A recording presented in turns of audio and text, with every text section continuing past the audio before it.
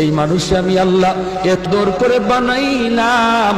আসমান আল্লাহ বানাইছেন কুন ফায়াকুন বইলা, ফেরেশতা আল্লাহ বানাইছেন কুন ফায়াকুন বইলা, জমিন আল্লাহ বানাইছেন কুন ফায়াকুন বইলা, কিন্তু আমারে আপনারে আল্লাহ পাক কুন ফায়াকুন বইলা বানায় নাই।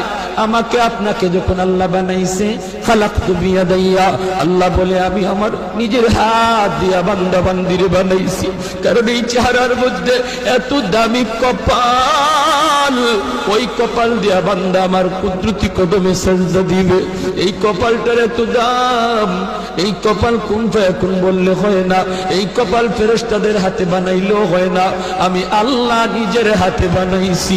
ইংলিশে অনার্স পড়ুয়া একটা যুবক, সে যদি নবীর সুন্নাত তরিকায় চললো, আল্লাহরে ভয় কইরা সব গুনাহ থেকে বাঁচলো, তুমি কেন পারো